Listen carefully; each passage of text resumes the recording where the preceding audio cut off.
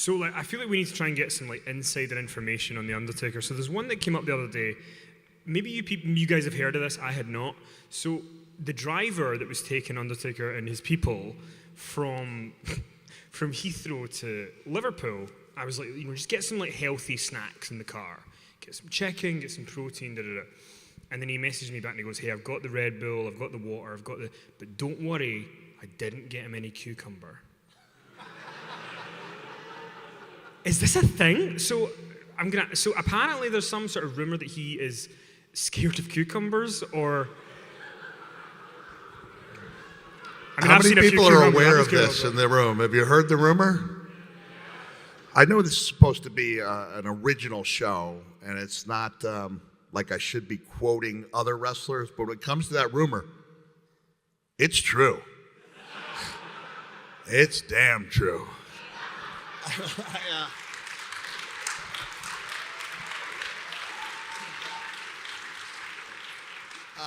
We went out. One of the joys of my career, and I think we'll touch on this a little bit, was I used to babysit Paul Bearer's children in Dallas.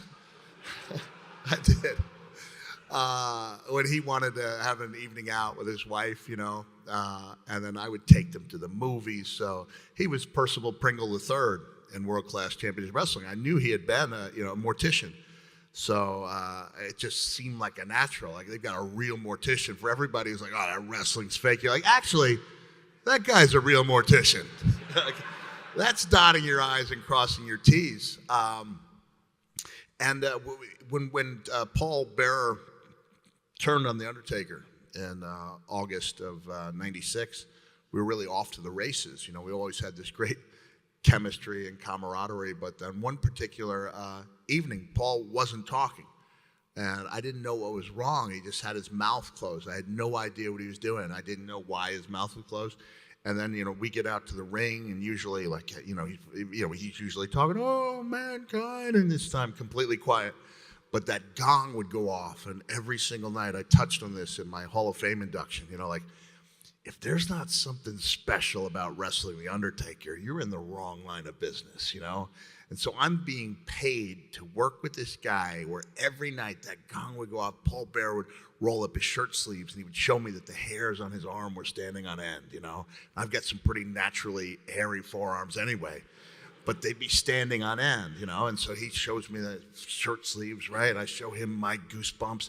And then The Undertaker comes down. He had that phenomenal entrance, and it was such an honor to just look at it as a wrestling fan. I'm watching that entrance from the best seat in the house every night.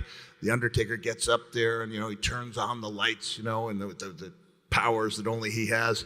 He steps into the ring, and Paul Bearer opens his mouth to reveal a slice of cucumber on his tongue. At which point, the dead man literally starts dry heaving in the middle of the ring. It is the closest I can even conceive of Superman being handed a chain of kryptonite. It was unbelievable. He had to take a powder, as we say. And I was like, what the hell is going on here? It's like, Undertaker's afraid of cucumbers. But what? So I get you might not like, but he's afraid of them? What? I wouldn't say he was afraid of them, There's a lot of kids here, right?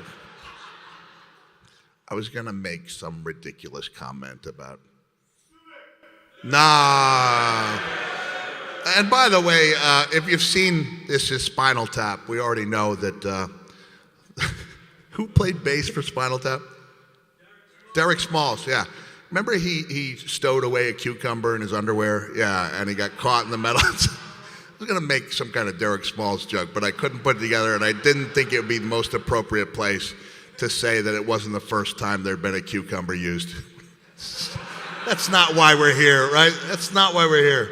Let's just make it why we're here. I keep things PG. I might drop one F-bomb, right? As some of you have seen my live show, I might tease it a time or two like it's a finishing move, and then we'll see. We hit it one time last night. It was like an RKO. It came out of nowhere. And we'll probably, just think of ways to hit that thing.